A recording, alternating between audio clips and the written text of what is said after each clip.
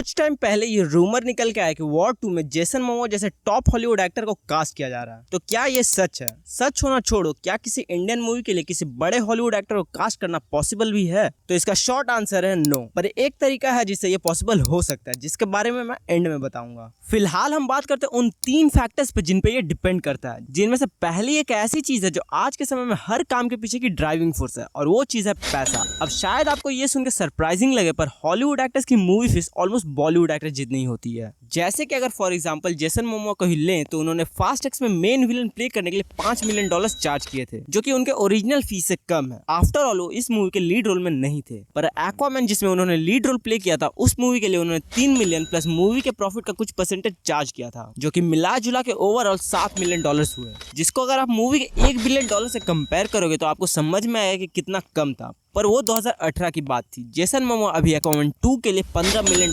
Charge कर रहे हैं, जो कि हॉलीवुड के मुताबिक भी बहुत ज्यादा है। पर सरप्राइजिंगली बॉलीवुड के हॉलीवुड से छोटे होने के बावजूद अपने यहाँ के टॉप एक्टर्स भी 100-150 करोड़ चार्ज कर ही लेते हैं। अब ये प्राइस रेंज अफोर्डेबल तो नहीं है, पर मुझे नहीं लगता ये प्रॉब्लम बहुत ज्यादा टाइम तक रहने वाली है। और इस अफोर्डेबिलिटी वाले टॉपिक में एक फाइनल पॉइंट रखना चाहता हूँ कि कियानू रीव्स, जॉनी डेप और रॉबर्ट पैटिंसन जैसे एक्टर्स ने बहुत बार अपनी मूवी में पोटेंशियल देख के मूवी को बचाने के लिए अपने फीस को रिड्यूस किया है। तो हो सकता है कुछ हॉलीवुड एक्टर्स बस इंडियन मूवी की पोटेंशियल को देख के मूवी में कास्ट होने को तैयार हो जाए। और यही चीज मुझे अपने दूसरे पॉइंट मूवी की क्वालिटी पर लाता है। अब देखो, कोई हॉलीवुड एक्टर इंडिया में बस किसी का भाई किसी की जान जैसी मूवीज तो बनाने के लिए आएगा नहीं। आफ्टर ऑल एक्टर्स को फैंस के बीच में अपना एक प्रॉपर इमेज बना के रखना है, पर हमें क्वालिटी के साथ साथ ये भी इंश्योर करना हो कि मूवी की डिमांड वर्ल्ड वाइड हो। क्योंकि अगर एक टॉप इंडियन एक्टर के साथ साथ एक हॉलीवुड एक्टर को भी कास्ट किया जाता है मूवी की क्वालिटी गिराए बिना, तो बजट तो एटलीस्ट 700-800 करोड़ रखना होगा। और इतने हाई बजट में सिर्फ इंडियन ऑडियंस को टारगेट करना बहुत रिस्की होगा। अब जब हमने कंडीशंस की बात कर ही ली है, तो ये कंडीशन मीट करने में हमें कितना टाइम लगेगा?